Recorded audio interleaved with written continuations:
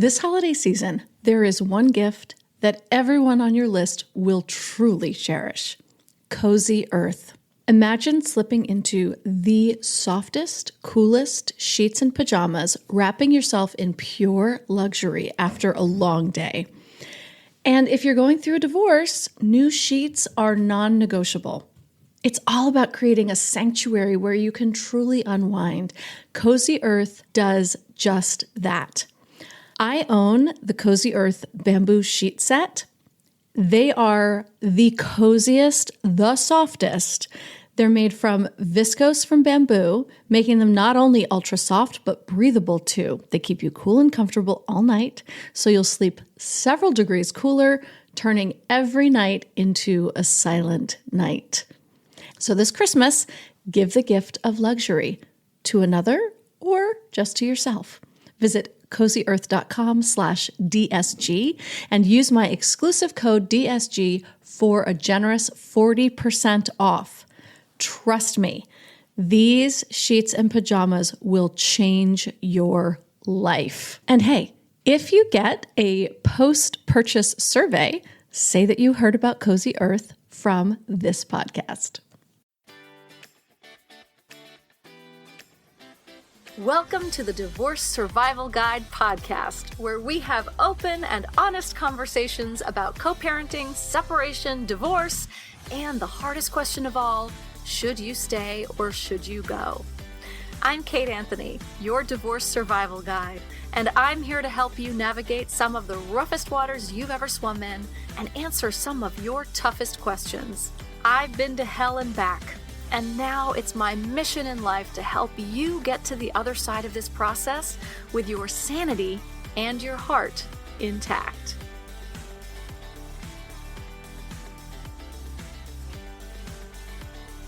Hey everyone, welcome back. This is a really special episode.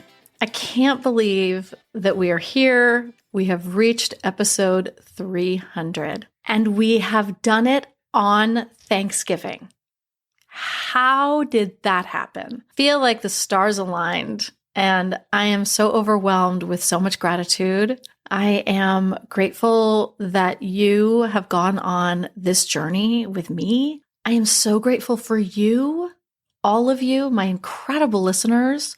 You are the heart and soul of this show. You tune in, week out, week after week, and you have shared your stories with me, your thoughts, your experiences.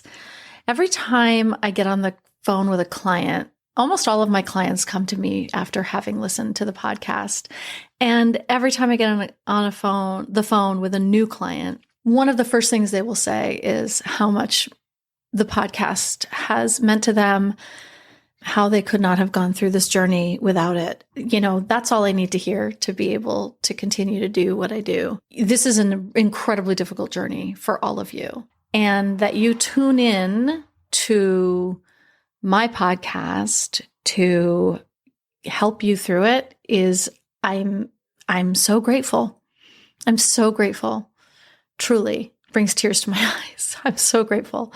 And I am humbled, truly humbled. This podcast is in the top 0.5% of all podcasts. What? It completely blows me away.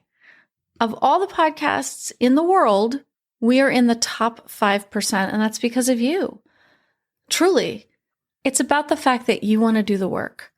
It's about the fact that you are eager, willing to turn yourselves inside out every week, knowing that you're probably going to get confronted by something really, really hard. You still show up. You show up here, you put your earbuds in, you go for your walk, whatever it is that you do, however you listen. Today, I'm celebrating an incredible milestone of hitting episode 300, but really I'm celebrating you. And I'm celebrating the community that we've built together, whether you know it or not. You're part of a community because, hello, top 0.5% of all podcasts. That means that there are a lot of you out there. You're not alone. You're not alone. So to celebrate, I'm going to be revisiting some old episodes and some of the, listener favorites that have sparked conversations that have seemed to have helped you guys the most. And like I said, this episode is my love letter to you. It's a thank you for being part of this community, but really for bringing me along with your journey, for trusting me with your stories, your hearts, your experiences on this incredibly difficult road, and for inspiring me every single day to keep showing up and doing what I do.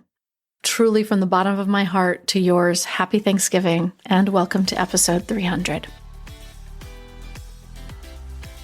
So this first clip is from one of my oldest episodes, episode 55 out of 300. And it is from a very, very high-ranking listener favorite called Not Your Fucking Job. This is a list of all of the things that are not your fucking job.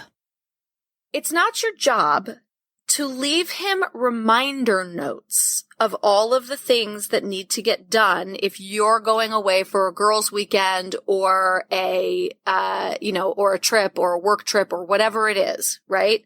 It's not your fucking job to leave reminder notes all over the house for all the things that you need him to do. Again, he's a fucking grown-up. And if he does the things, great. And if he doesn't do the things, you don't get to control what happens in your house when you're not there. You just don't. Unless your children's safety is at risk. He may take the children to that birthday party unshowered, with their hair uncombed, and with no birthday present. That might happen. And if that happens, it's not your fucking job to do anything about it. That's on him, right? If you're going away, go away. And my guess is that if he goes away, he doesn't leave you a bunch of lists and tasks and things that need to get done, right? This goes for people who are divorced. One of the things that happened when I got divorced was that I realized as a stay-at-home mom, I had been responsible for everything in the house. And then when we got divorced, my ex-husband suddenly had to be responsible for all sorts of things that he had never been responsible for. And he would call me in a panic and I would say, I am sure you can figure it out. And he did. Because I didn't do it for him. If I had continued to do everything for him, he never would have figured it out. But the very first weekend that he had a birthday party that was on his weekend, and he had not planned ahead, it was like half an hour before the birthday party, and he texted me in a panic that he didn't have a present. And I was like, oh, well, guess you'll have to stop at Target on the way. That was it. I didn't clean it up for him. He said, well, what am I going to get him? And I said, gosh, I don't know. Maybe you should text his mom, right? Like, that's as far as I went. And now, I'll tell you what, my ex is far more on top of this shit than I am. So it's not your job to leave him reminder notes, to buy birthday presents for parties that land on his weekend with the kids. Not your fucking job. It's not your fucking job to shop and cook before you go out of town for the weekend. I remember when I was still married and I was going out of town. I had one child. One child.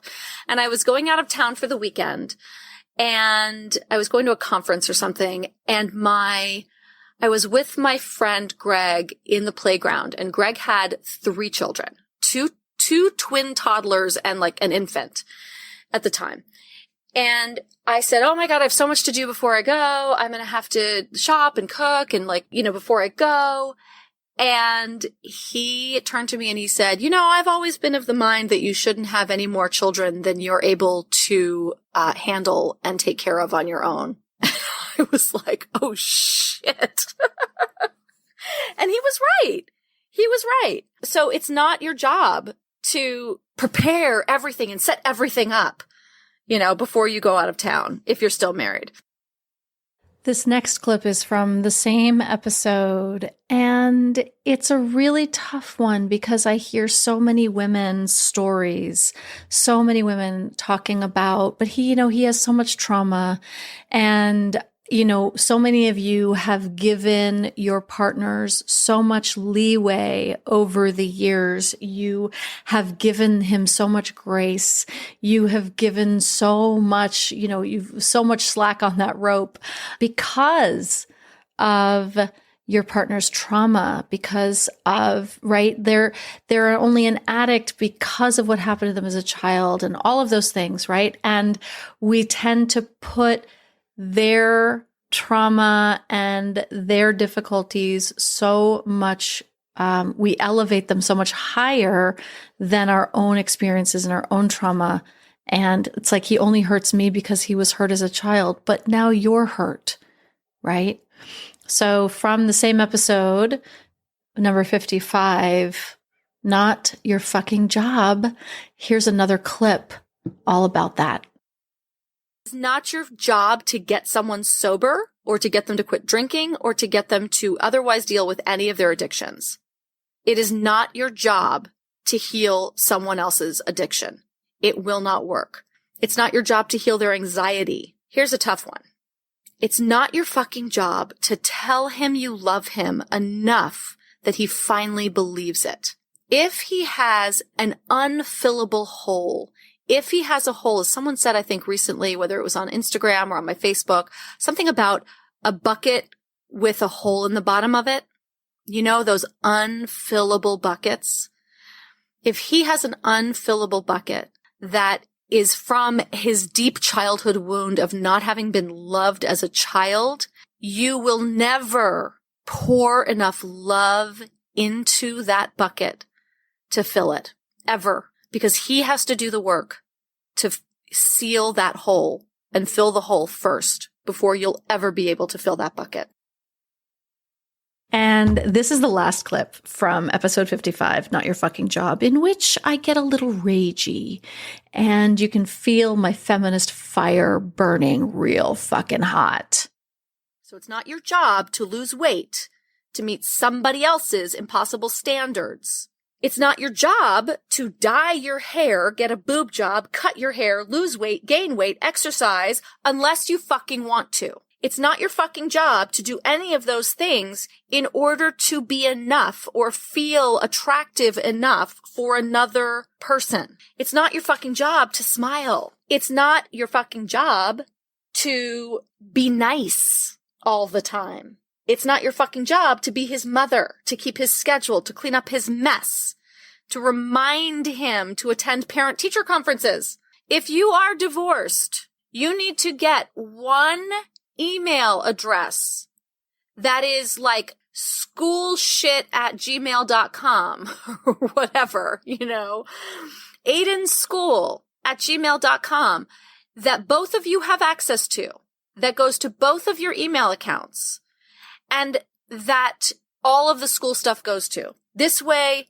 everything is always in both of your inboxes, and there is no excuse for, you didn't tell me, I didn't know. It's not your fucking job to tell him how amazing he is every single day so he feels good about himself. It's not your fucking job to single-handedly bring passion to your relationship. I think you get the picture here. It's not your fucking job to change to avoid conflict. It's not your fucking job to put things in your name because his credit was wrecked, and so now you have to bear the financial burden of the marriage. There's an ongoing list. There's even more here.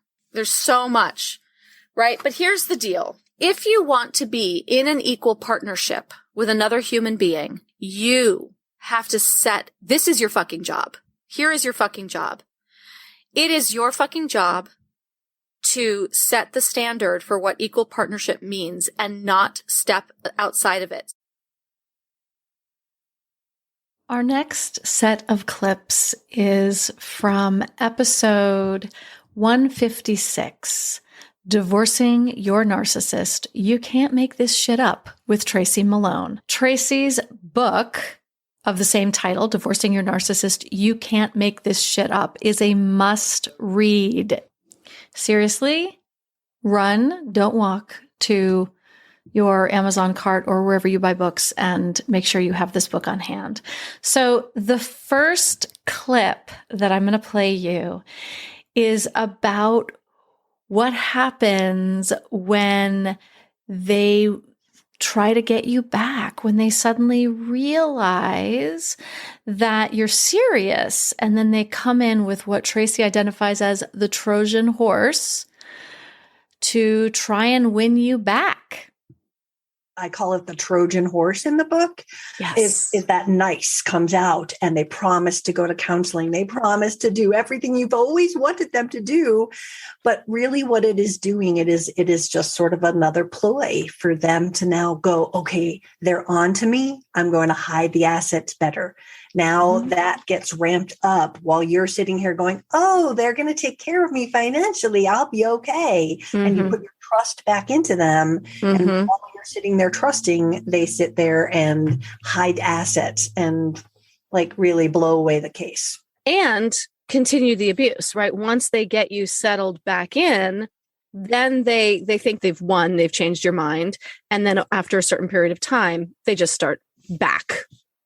Right? Oh, yeah. Back into the abuse.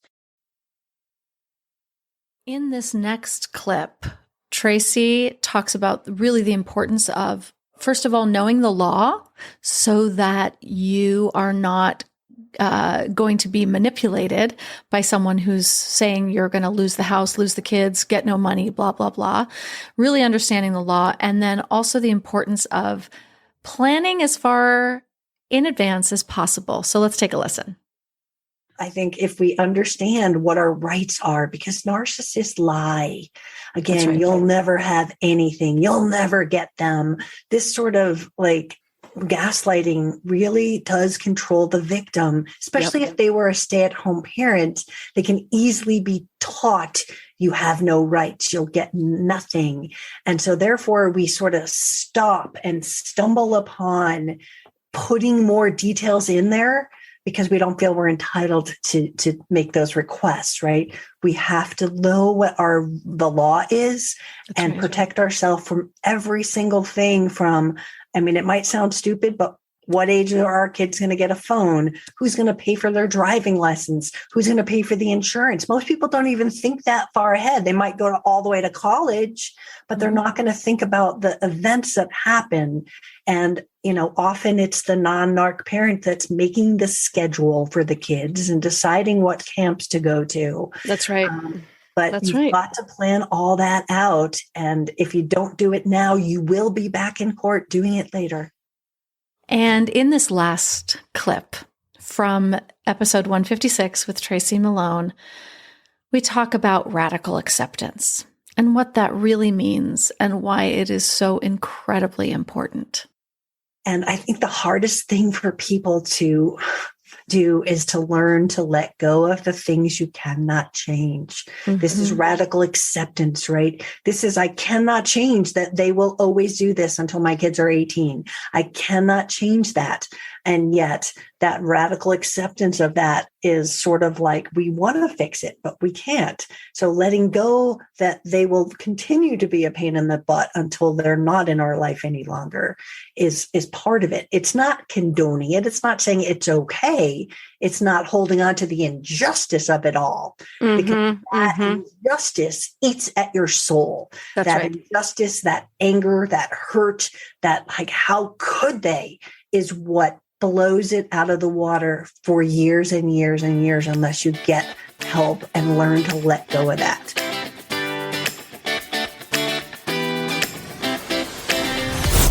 In episode 161, I answered some of your questions directly on the air. I had a bit of a listener Q&A series, and we're actually bringing that back, by the way.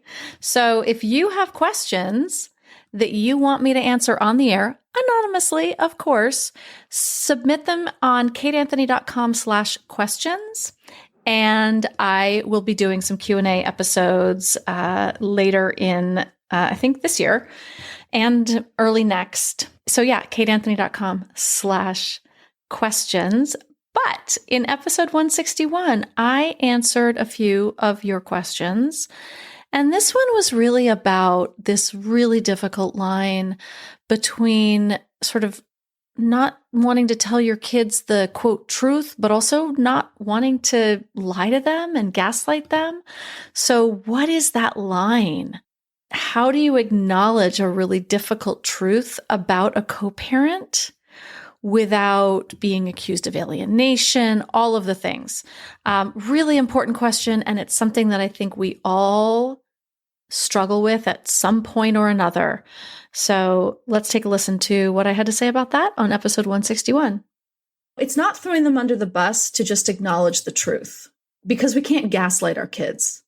So when they are experiencing something that feels really difficult or messed up or, confusing, the worst thing we can do is be like, what are you talking about? He's fine. Oh, he's just your dad, No, yeah, I understand. It's really hard. That's a hard thing about your dad. I struggled with that as well. Here's what I found useful. Here's how I was able to communicate with your dad about these things. Here's what I suggest.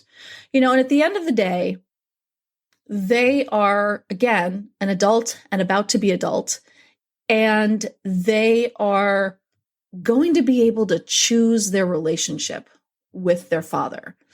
If you see any concerning, super codependent traits showing up, because that's the other thing that can happen with children of covert narcissists is that they're constantly trying to please their parents so they don't get in trouble. As having been married to him, right, there's a constant moving target of satisfaction. You probably spent a good portion of your marriage trying to hit that target and then hit the target and then it would move. And then you'd be like, okay, well, I'll do this and then everything will be fine. And I'll do this. And if you notice that behavior in your children, you may want to gently point it out to them and have an open discussion with them about it. Again, without throwing their dad under the bus. Tricky balance, but also a really important one to strike. And our last clip from this Q&A episode, a listener wrote in asking how to help her adult children to come to terms with and heal from the abuse that they may not even know had impacted them quite so much. I enjoyed your podcast with Leanne Oten. In it, you mentioned doing a podcast on how all of the abuse affects the kids. I have two boys that are now over 18. My divorce was final in 2019, so they were 18 and 16 by the time I ended the 28-year marriage. We moved 3,200 miles away from the narc, and I am now fully no contact with him. The move has helped exponentially to find peace again. They seem okay, but deep down I worry about the effects of their life from my staying in it for so long, and I want to be able to help them appropriately. Anyway, I would just love to hear what you and Leanne have to say about this topic and how, as a mom, I can make sure I'm helping them out the right way. Okay, so at the end of the day, they're adults.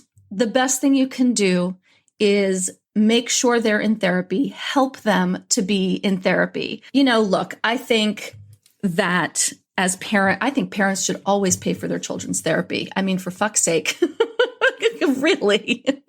Because what are we talking about in therapy? Our parents. So I think parents should always pay for therapy. So if you can pay for them to go to therapy, if you can afford it, then do it and make sure that they are with a therapist who has an understanding and advanced training, if at all possible, in healing from narcissistic abuse. And if you talk to a therapist and they're like, yeah, I mean, I kind of do, blah, blah, no. Or if they're like, sure, that was part of our, initial training. No, you want advanced training. You want someone who's like, yes, this, I know exactly what this is and this is what I do. So make sure that they have a really good therapist. And it sounds like you moved 3,200 miles away. You are no contact.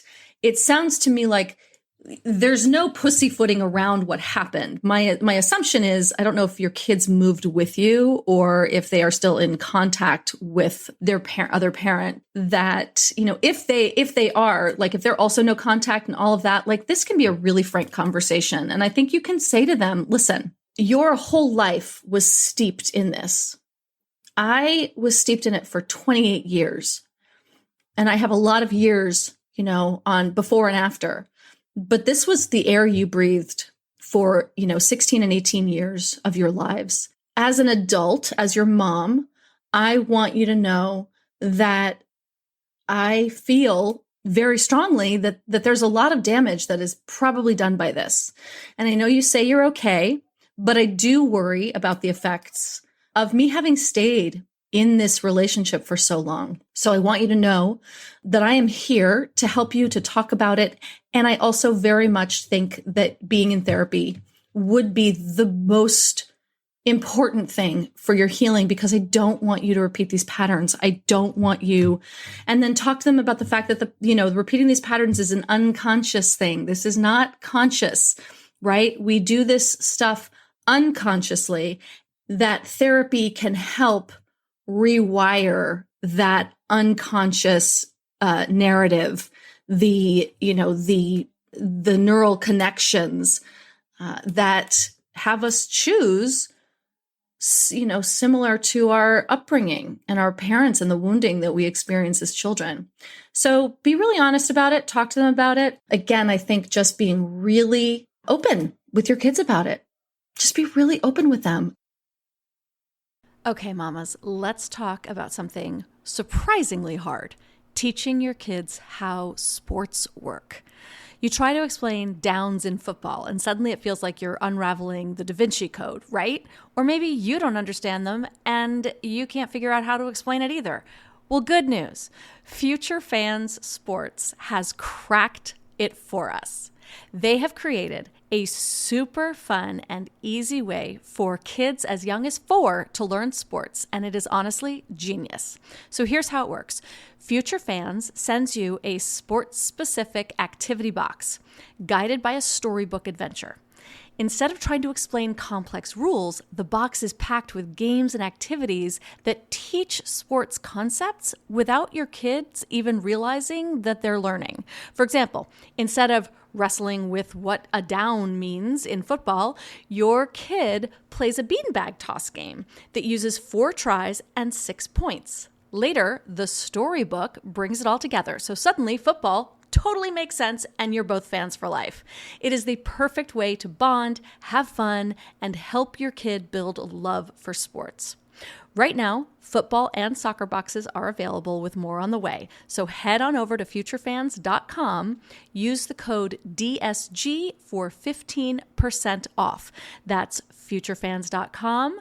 Use the code DSG and become the hero who helps your kid fall in love with sports.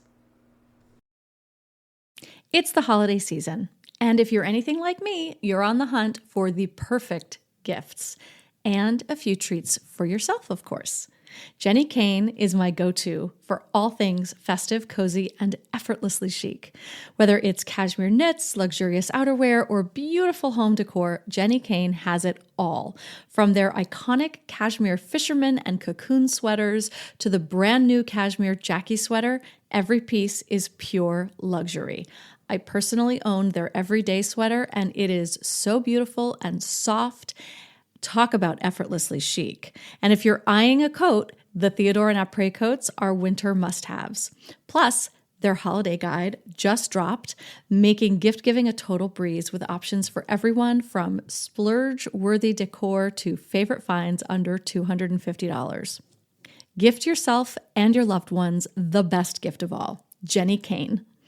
Listeners to the Divorce Survival Guide podcast get 15% off your first order when you use the code DSG15 at checkout. That's 15% off your first order at jennykane.com. That's JENNIKAYNE.com using the promo code DSG15.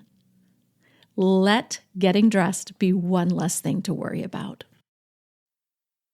This next episode is episode 163, Covert Emotional Abuse with Annette Oltmans. Every time I've had Annette on the podcast, you guys have really loved her and gotten so much out of it. And there's something she touched on in this episode that we ended up going back and doing another full episode on. But this clip sort of starts the conversation about why it is so dangerous to go to therapy with an abuser. I would say, why did you want to drag me all over these places? And he goes, because I thought I would be right. He really just wanted to win. Yes. To win. I wanted a secure attachment. I wanted emotional intimacy and connection. He wanted to win. He wasn't after, yes, he wanted to have a happy marriage, but he didn't see that he had any part to play. Right. Of course. Of course not.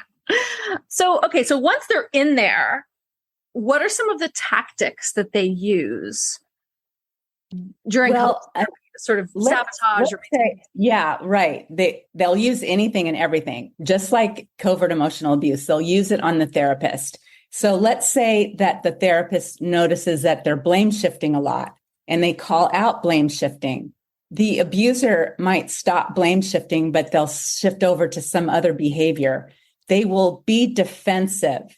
They will not be showing signs that they cherish their spouse's feelings. They won't be showing signs of empathy. They might say, oh, she's the most important person in the world to me, which can be very confusing for the therapist and for the spouse, but their actions are incongruent.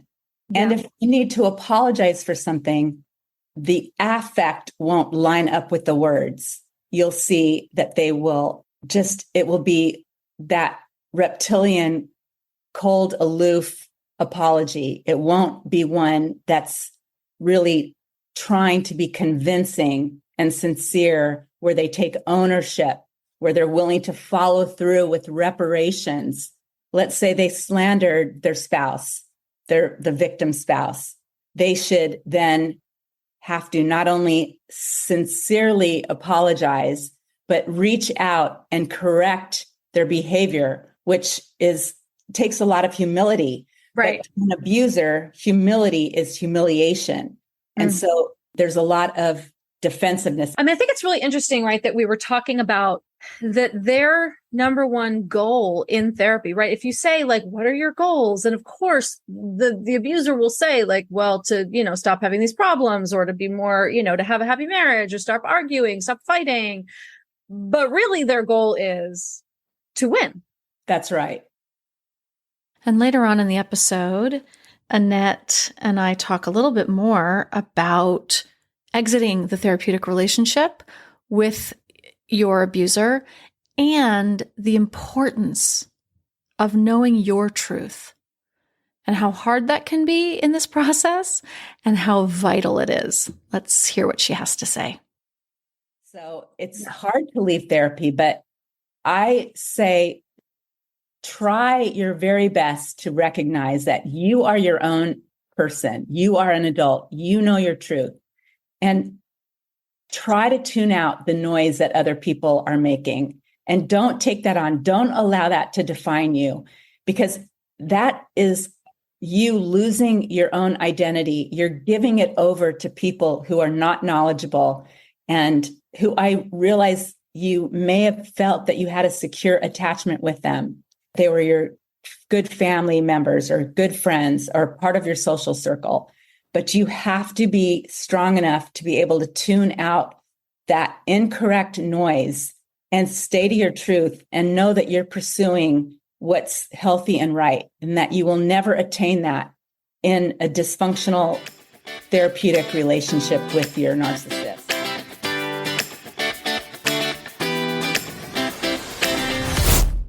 Okay, we're going to move on now to episode 177, Coercive Control with Dr. Christine Cocciola.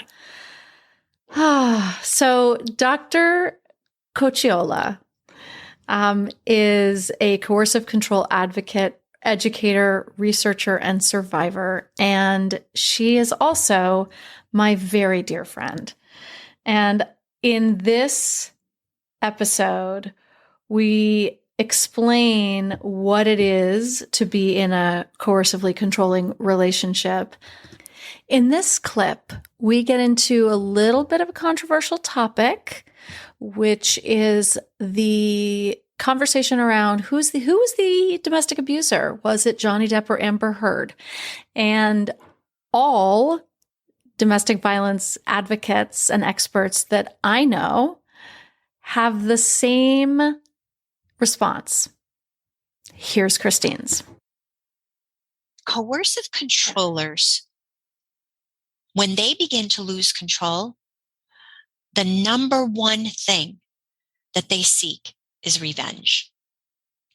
And so it wasn't about her trying to get revenge, but it was about him trying to get revenge over and over and over again. I mean, the things he said, the way the negative social media campaign was, there were just so many things. And, we talk about her being physically violent and then her minimizing it. Yeah, sure. She minimized it. People do that all the time. You push someone, they're like, oh, I didn't hurt you. People do that all the time. He put his hands around her throat. Mm-hmm. Mm-hmm. That's it right there. Boom. He said things like, you don't exist. He said, you will be globally humiliated. And this is, by the way, this is when she actually went to him and said, let's just leave this all to the side. After she gets her restraining order, she says, let's not make our personal life public. She actually pleads with him. And he says, no, you want global humiliation, you're going to get it. So in other words, a victim is going to be someone who doesn't really wants to let's just walk away from this. Let's just not make this a huge deal. A perpetrator is going to do everything they can to get revenge. Mm-hmm. And that's, I believe, exactly what played out in this situation. Like multiple ways and multiple strategies over and over again. Over and over and over again. Mm-hmm. And the fact that she's still walking upright at this point is oh my God, goddamn miracle. The way that she was questioned on the stand and humiliated over and over again, I don't know how she did not lose her shit, to be honest with you. I don't know. She is an extremely strong woman. And in this next clip from the same episode, Christine talks about how to know, where's your line? At what point is the relationship crossing into dangerous or unacceptable behavior, and how to know where those boundaries are, and how, most importantly, how we teach that to our children. I just want to say to all the victims out there that we understand why you stay sometimes. If you can leave, we hope that you do. We hope that you find a world of support. It takes a village to leave. It definitely is not a one-person show. It takes a village to leave. And what you're doing in this work is so important. And I'm grateful that people like you are doing this. I created a webinar that I haven't posted yet, but it's called Where is Your Line? Where is your line? So what is it? What are the signs that would make you say, is this healthy any longer? Or is this maybe going over into unhealthy? And if it's going over into unhealthy, are you seeing a progression of it getting even more and more unhealthy, right? And so it's so important that victims make decisions about where their boundaries are, right? And that no one has the right to tell you what to do or how to behave or how to dress. No one has the right to call you crazy. We live in a social media world where our young people are being exposed to all kinds of abusive behaviors online. That's wrong. And so it's really important that before you engage in relationships and before our children do, that we are having conversations about what's healthy and what's not. And if it's not healthy, then you don't need to be a part of that relationship. There's other people out there that you can engage in relationships with. Really important that we begin to have those conversations. And in our last clip from this episode, I think this is one of Dr. Cocciola's nuggets of intensely important wisdom that I think should be played on repeat and everyone should hear. And it's the difference between situational abuse versus coercive abuse. And that yes, sometimes we behave really, really badly when we're being abused or not. But what's the difference between it being situational versus a pattern, a systematic pattern? So here is Dr. Cocciola explaining that for us. When someone is being coercively controlled, they're actually at the greatest risk for violence and or death, because coercive controllers are attempting to retain control, power and control in a relationship. And that's why, I mean, yes, like you can't have financial abuse without coercive control. You can't have physical abuse without coercive control, right? Like it is the underlying foundation of all forms of domestic abuse. Just about. So it's interesting because we do have like a kind of like two categories. We have this thing called situational violence, and it's when, two people are in an argument and they have what I would call maladaptive coping, where they get physical when they're mad. And so maybe one person gets physical and the other person doesn't. But here's the thing, it's not based on power and control. So I don't want to jump ahead, but it almost makes me think of this Amber Heard case, right? Because when she was physically violent with Johnny Depp, that was a maladaptive coping. That was I feel trapped. I don't know what to do. When I'm angry, I fight back. This is what I do. Mm-hmm. But there was not for her this desire to have power and control over him. Right. And that's the difference. So there are some cases of situational violence. It does occur where two people, one person, they just don't do a good job of dealing with their emotions. And so they fight back. But again, it's not based on power and control. Coercive control is the foundation of most, and that is when it is based on power and control. All right, my loves, that is it for episode 300. Those are the clips I have pulled for you. And I really hope that giving these old episodes a refresh gave you back some nuggets that you can sort of ponder and chew on. And there's one more thing I want to make sure you're all aware of, and that is the Unbreakable Retreat that is happening in Sedona, Arizona at the end of April. And it is going to be amazing. I know that because I've done it before, and it was amazing the first time. So April 24th through 27th, 2025 in Sedona. Registration is open right now and spots are filling up. So if you head on over to kateanthony.com/unbreakable, you can read about it. You can join. Just want to give you, when I asked for some testimonials from the last go round, and one of the participants said, "The weekend I spent at Kate Anthony's retreat was nothing short of transformative. At a time in my life when I was overwhelmed with fear, uncertainty, and not a friend in sight, I was suddenly immersed in support, warm support, and friendship. The days were filled with teachings, exercises, and healing. After the retreat, I felt a shift in my thinking and in my outlook. I'm so grateful to Kate for taking us to a magical location for healing work. It was worth every penny." So if you want some of that, if you've been listening to this podcast episode and sort of basking in the warmth of being heard and being seen and being understood, that will happen for you in this retreat times a million. So head on over to kateanthony.com/unbreakable. And again, if you want to submit questions for a Q&A episode coming up, kateanthony.com/questions.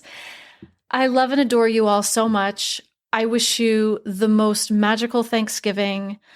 I am so full of gratitude for every single one of you for showing up, putting in your earbuds, turning on my voice every week, and letting me share what I've learned through my journey with you. Happy Thanksgiving. I'm so grateful. Thanks for tuning in to another episode of the Divorce Survival Guide podcast. If you like what you hear, head on over to Apple Podcasts or wherever you listen in and leave me a review. And don't forget to follow me on Instagram at The Divorce Survival Guide. I'll see you next time, and until then, remember, you, my love, deserve to be happy.